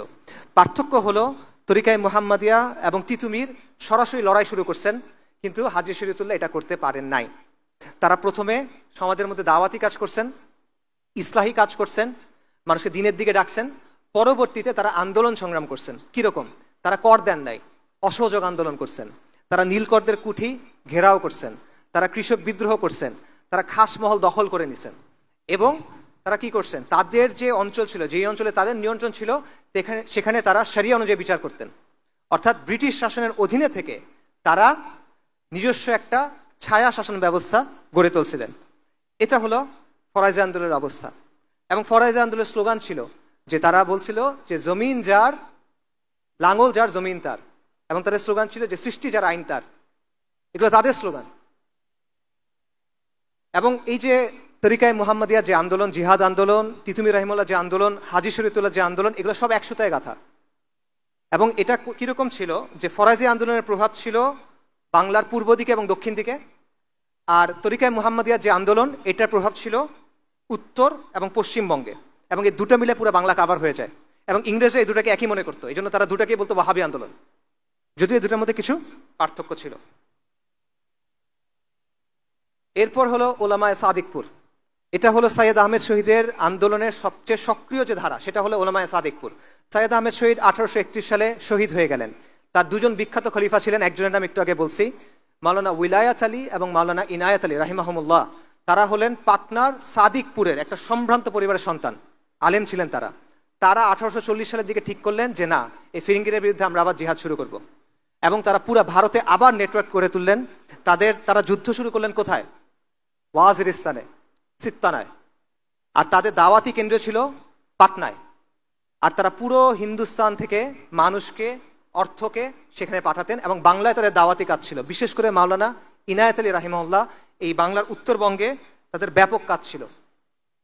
এবং 1845 থেকে শুরু করে প্রায় 30 বছর ক্রমাগত তারা ব্রিটিশদের বিরুদ্ধে ফাইট করে গেছেন। ব্রিটিশরা তাদের পরাজিত করার জন্য একের পর এক বাহিনী পাঠিয়েছে, পরাজিত করতে পারে নাই। এবং তারা বলছে এরা হলো হিন্দুস্তানে আমাদের শাসনের জন্য একটা চিরস্থায়ী হুমকি, পরাজিত করতে পারেনি তাদেরকে। এবং বাংলায় যেটা বললাম, তরিকায়ে মুহাম্মদিয়ার যে আন্দোলন, মাওলানা উলামায়ে সাদিকপুরের যে আন্দোলন, সেটার অবস্থান ছিল এবং তাদের এখানে দাওয়াতি কাজকর্ম ছিল, যেটার প্রভাব এখনো বিদ্যমান। এবং শেখ ডক্টর আসাদুল্লাহ গালিব তার একটা থিসিস আছে, সেখানে তিনি বলতেছেন যে মাওলানা ইনায়েত আলী দাওয়াতের কারণেই এই অঞ্চলগুলো এখন আহলে হাদিস, কারণ তাদের মধ্যে প্রোটো আহলে হাদিস কিছু ব্যাপার ছিল। একটা ইন্টারেস্টিং বিষয় হলো, মাওলানা ইনায়েত আলী ওয়াজিরিস্তানে জিহাদ করছেন, জিহাদ আন্দোলনকে তিনি অর্গানাইজ করছেন। আবার তিনি বাংলায় ছিলেন, বাংলায় দাওয়াতি কাজ করছেন, কিন্তু বাংলায় কিন্তু তারা জিহাদ করেন নাই। ফরাজি আন্দোলন বাংলায় জিহাদ করে নাই, কিন্তু তারা ওয়াজিরিস্তানে এবং বালাকোটে সাহায্য পাঠাইছে, তিতুমিরের কাছে সাহায্য পাঠাইছে। এটা কেন? এটার সুনির্দিষ্ট কোনো উত্তর জানা যায় না, তবে এটার একটা ব্যাখ্যা হইতে পারে এরকম যে ওইখানের যে বাস্তবতা, সিত্তানার যে বাস্তবতা, দুর্গম অঞ্চল, পাহাড়ি অঞ্চল, সীমান্তবর্তী অঞ্চল, ওইখানকার মানুষ হলো গোত্রীয় মানুষ, যোদ্ধা মানুষ, এই বাস্তবতাগুলো এখানে ছিল না, যেই কারণে এখানে তারা দাওয়াতি কাজ করছেন কিন্তু লড়াই করেন নাই। আল্লাহু আ'লাম।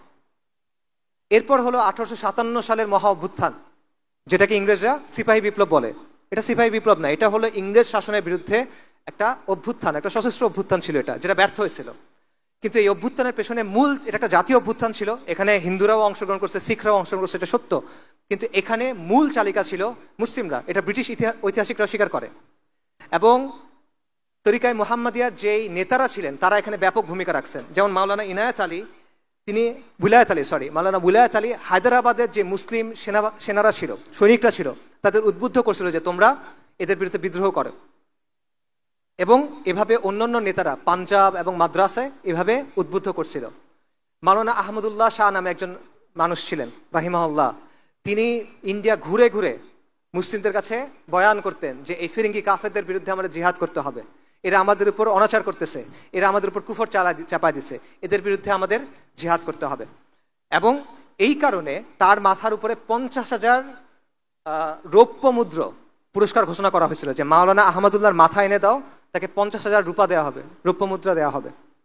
এবং শেষ পর্যন্ত তাকে শহীদ করে দেওয়া হয়। এবং এই কারণে 1857 যে অভ্যুত্থান, এটা যখন ব্যর্থ হলো, তখন সবচেয়ে বেশি শাস্তি দেওয়া হয়েছিল কাদের? ওলামায়ে কেরামদের। শুধুমাত্র দিল্লিতে 500 ওলামায়ে কেরামকে ফাঁসি দেওয়া হয়েছিল, এবং হাজার হাজার ওলামায়ে কেরাম এবং ছাত্রদের, তলেবুল ইলমকে হত্যা করা হয়েছিল। শামেলির কথা আপনারা জানেন, 1857 সালের কথা। উত্তরপ্রদেশে একটা জায়গা আছে শামেলি, সেই জায়গাতে ব্রিটিশরা পালা যায়, মুসলিমরা রাস্তায় বের হয়ে আসে, এবং 3-4 মাসের মতো এখানে মুসলিমদের শাসন ছিল।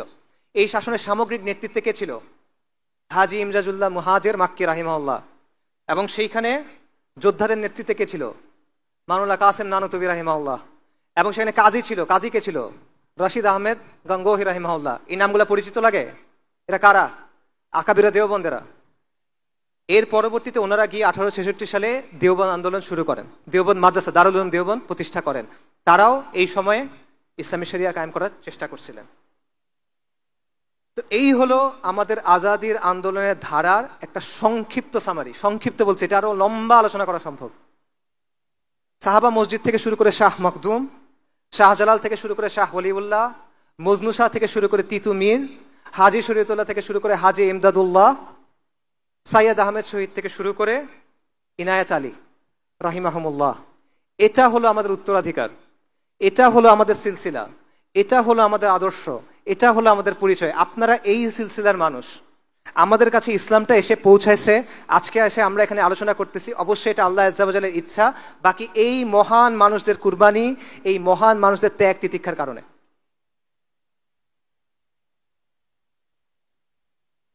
আমি একটা বিষয়ে অনেক সময় চিন্তা করি, সেটা হলো নারিকেল বাড়িয়ায় বাঁশের কেল্লার যে শেষ লড়াইটা হয়েছিল, এটা হয়েছিল ফজরের পর, ফজরের নামাজের পর। কিন্তু রাতেই ফিরিঙ্গিরা বাঁশের কেল্লা ঘিরে ফেলছিল।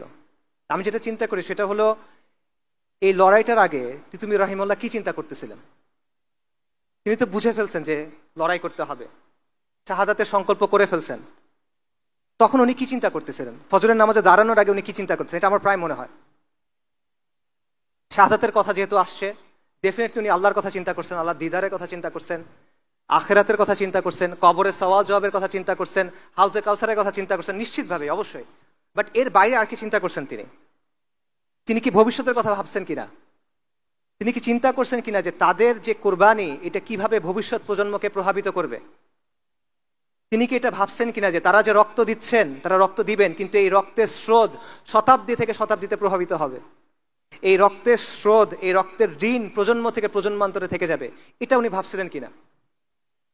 আমাদের শরীরে এই রক্ত, আপনি এই রক্তের উত্তরাধিকারী এবং এই রক্তের ঋণ আমাদের শোধ করতে হবে। এটা হলো আপনার পরিচয় ভাই, আপনি এই সিলসিলার অংশ। আমরা এটা ভুলে কোথায় আছি এখন?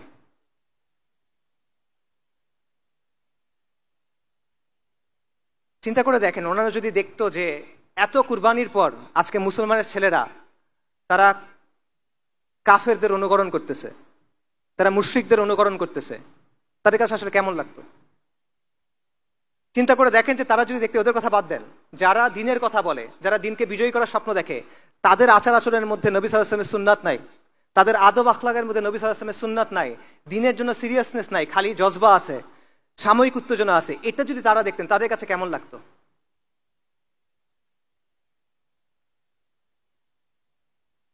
আপনারা অনেক সম্মানিত, অনেক মর্যাদাবান একটা পরম্পরার অংশ, আমরা অনেক মর্যাদাবান একটা সিলসিলার অংশ, আমরা অনেক বড় গৌরবের উত্তরাধিকারী, কিন্তু এটা আমরা বুঝি না, এটা আমরা উপলব্ধি করি না।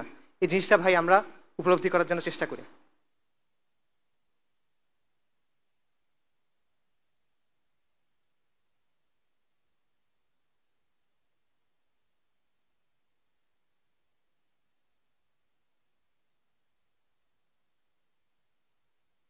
শাপলার কথায় ফেরত আসি। আমি বলছিলাম যে শাপলা আমার কাছে কোনো একক সংগঠনের কোনো কর্মসূচি না, শাপলা একদিনের বিষয়ও না। আমি মনে করি শাপলা একটা চেতনার নাম, শাপলা একটা স্বপ্নের নাম। শাপলা হলো নবী সাল্লাল্লাহু আলাইহি ওয়াসাল্লামের ভালোবাসায়, তার শান এবং মর্যাদার জন্য নিজের জান কুরবান করার জুনুন, এটা হলো শাপলা। শাপলা হলো আল্লাহর জমিনে আল্লাহর দিন কায়েম করার তামান্না। শাপলা হলো তাওহীদের ভিত্তিতে সমাজ এবং সভ্যতা নির্মাণের সংকল্প। শাপলা হলো আমাদের আজাদির আন্দোলনের ধারাবাহিকতা। এবং এই চেতনা নতুন না, আমি আপনাদের নতুন কোনো কিছুর কথা বলতেছি না। এই চেতনা এই মুসলিম বঙ্গে বারবার ফিরে ফিরে আসছে, এক একবার এক এক চেহারায়, এক একবার এক এক রূপে এটা আত্মপ্রকাশ করছে। কখনো শাহ ওলিউল্লাহ মুহাদ্দিস দেহলভী তাজদীদে, কখনো তরিকায় মুহাম্মাদিয়া জিহাদে, কখনো তিতুমিরের বাঁশের কেল্লায়, কখনো হাজী শরীয়তুল্লাহ সামাজিক আন্দোলনে। বারবার এই চেতনা ফিরে ফিরে আসছে। এই চেতনা ফিরে আসছে 1857 মহা অভ্যুত্থানে, এই চেতনা ফিরে আসছে আকাবিরে দেওবন্দের আন্দোলনে, উলেমায়ে সাদিকপুরের জিহাদে। এই চেতনা চালিত করছে মাওলানা মওদুদীকে, এই চেতনা চালিত করছে মাওলানা ইসরার আহমেদকে, এই চেতনা চালিত করছে মাওলানা আব্দুর রহিমকে এবং তাদের প্রকল্পকে, এবং এই চেতনা আলোকিত করছে শাইখুল হাদিস মুফতি আমিনী আল্লামা আহমেদ শফি তাদের কাজকে রাহিমাহুমুল্লাহ। এই চেতনা বারবার ফিরে আসছে, কখনো হয়তোবা দুর্বল হয়ে, কখনো হয়তোবা সীমাবদ্ধ হয়ে, কখনো হয়তোবা ত্রুটি নিয়ে, কখনো হয়তোবা মুমূর্ষ হয়ে, কিন্তু এই চেতনা কখনো হার মানে নাই। শত শত বছরে যে উত্থান পতন ঘটছে, কখনো এই চেতনা হার মানে নাই, বরং বন্দিত্ব, নির্বাসন, নির্যাতন এই সব কিছু উপেক্ষা করে রক্তের নদী পার হয়ে লাশের পাহাড় ঠেলে এই চেতনা বাংলায় এসে বলে গেছে লাব্বাইক ইয়া আল্লাহ লাব্বাইক। শাপলা কেবলমাত্র শাহবাগের প্রতিক্রিয়া না, শাপলা কেবল একদিনের আন্দোলন না, শাপলা হলো ফিরিঙ্গিদের চাপায় দেওয়া সেকুলার ব্যবস্থার বিরুদ্ধে, ফিরিঙ্গিদের চাপায় দেওয়া নিজামের বিরুদ্ধে বিদ্রোহ করে নিজামে ইসলাম কায়েম করার তামান্না, এমন একটা সভ্যতা কায়েম করার তামান্না যেখানে সমাজের ভিত্তি হবে ঈমান এবং ইসলামী মূল্যবোধ, যেখানে ব্যক্তি থেকে শুরু করে শাসন সবকিছু তাওহীদের ভিত্তিতে বিন্যস্ত হবে, এবং যেখানে শাসনের ভিত্তি হবে শরিয়া, আইনের উৎস হবে আল্লাহর কিতাব। যতদিন এই কওমের মধ্যে তাওহীদি চেতনা থাকবে, যতদিন এই মুসলিম বঙ্গের মানুষের মধ্যে ঈমান থাকবে, ততদিন এই চেতনা বারবার সামনে আসবে। কখনো মক্তব থেকে আসবে, কখনো মাদ্রাসা থেকে আসবে, কখনো স্কুল কলেজ বিশ্ববিদ্যালয় থেকে আসবে, কখনো গ্রামের মাটি থেকে আসবে, কখনো এই শহরের কংক্রিটের জঙ্গলের ভেতর থেকে আসবে। কিন্তু প্রজন্ম থেকে প্রজন্মে এই আন্দোলন চলবে, হাত থেকে হাতে মশাল ঘুরবে, কিন্তু আমাদের আজাদির আন্দোলন চলমান থাকবে। এবং যতদিন পর্যন্ত এই অঞ্চলের মানুষের মধ্যে ঈমান থাকবে, তাওহীদের অনুসারীরা এই মাটিতে খুঁটি গেড়ে বলবে লাব্বাইক ইয়া আল্লাহ লাব্বাইক। এই আন্দোলন চলবে যতক্ষণ পর্যন্ত এই জমিনে আল্লাহর দিন কায়েম না হয়, এবং ইনশাআল্লাহ এই জমিনে আল্লাহর দিন কায়েম হবে।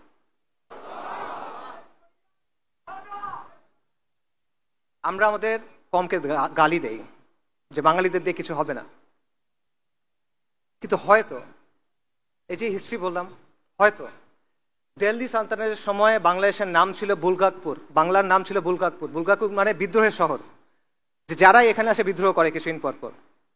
এটা এখানের হিস্ট্রি। আর একটা ইতিহাসটা আমি আপনাদের বললাম, রিসেন্ট হিস্ট্রি দেখেন। 47-এর সময় পাকিস্তান আন্দোলনের সবচেয়ে আগে যোগ দিয়েছে এখানকার মানুষ। 69-এর গণ অভ্যুত্থান, 90-এর গণ অভ্যুত্থান, 24-এর গণ অভ্যুত্থান, 13 সালের জাগরণ, অ্যাভারেজে প্রতি 20 বছর পর পর এখানে অভ্যুত্থান হয়। হিস্ট্রি এটা।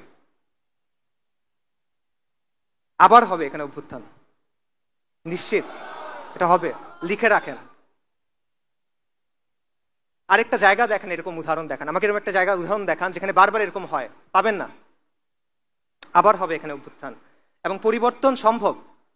আল্লাহ আমাদের চোখের সামনে দেখা দিয়েছেন পরিবর্তন সম্ভব, কিন্তু এখানে আমাদের কাজ করতে হবে। আমরা কাজ না করলে হবে না। আমরা মনে করি যে আরেকজন কেউ এসে কাজটা করে দিবে, আমরা আরেকজনের জন্য অপেক্ষা করি, এভাবে হবে না। আমাদের সক্রিয় হতে হবে, আমাদের নামতে হবে, আমাদের কাজ করতে হবে, তাহলে হবে। 5ই অগস্টের কথা চিন্তা করেন, তখন অনেক মানুষের একটা প্রশ্ন ছিল, এই লং মার্চ হবে, সবাই কি আসবে, এই যে হাসিনা সে কি আসলে যাবে?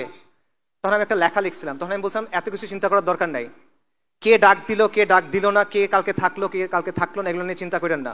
রাস্তায় নেমে যান, আপনি আগায় যান, ইনশাল্লাহ ইতিহাস হয়ে যাবে। আলহামদুলিল্লাহ ইতিহাস হয়ে গেছে। আমরা যখন নামি, আমরা যখন কাজ করি, তখন পরিবর্তন হয়ে যায়, এটা বাস্তবতা। কিন্তু যদি আমরা সত্যিকারের পরিবর্তন চাই, এরকম পরিবর্তন না যেগুলো হয়ে আসছে, প্রকৃত পরিবর্তন চাই, তাহলে আমাদের দীর্ঘমেয়াদী পরিকল্পনা করতে হবে।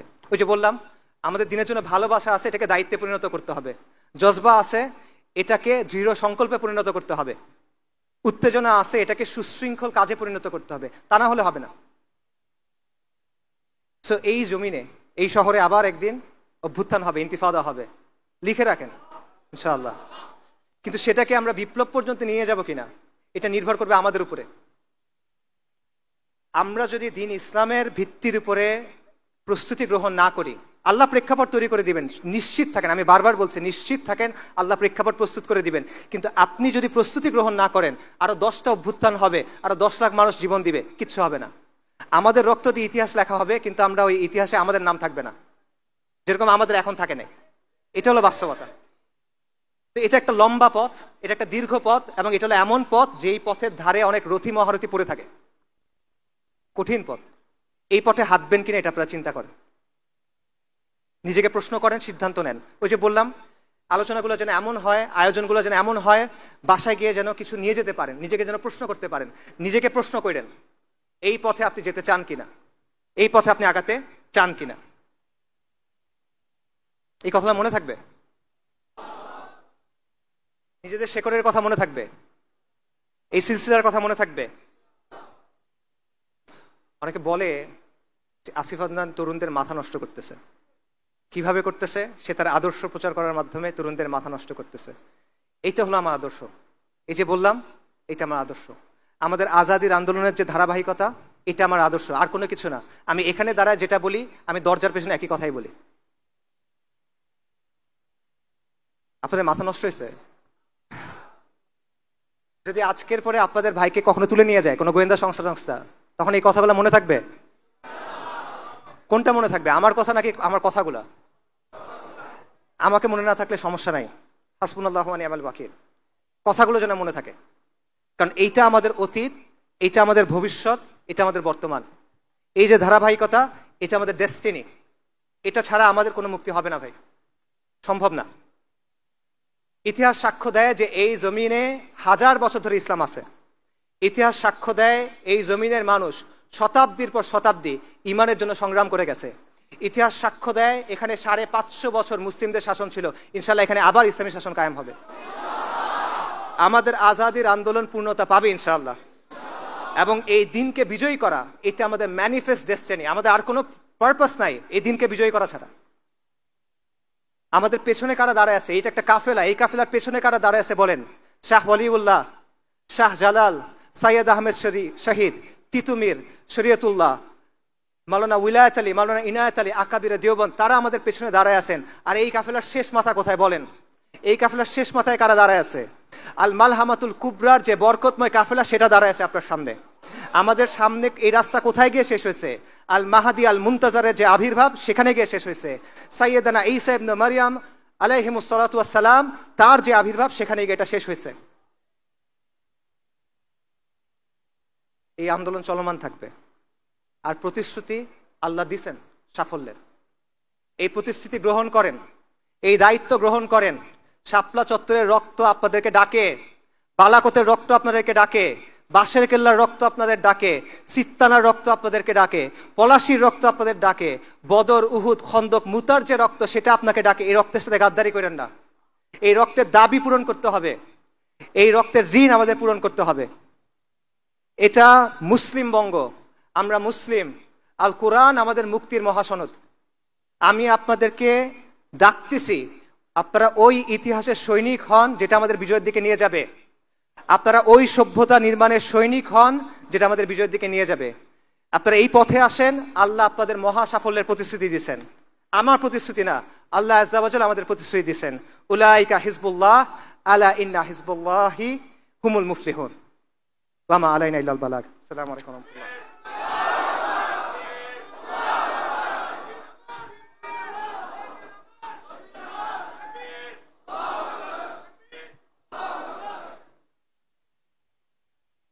तकबीर तकबीर। तेरा मेरा रिश्ता क्या, तेरा मेरा रिश्ता क्या?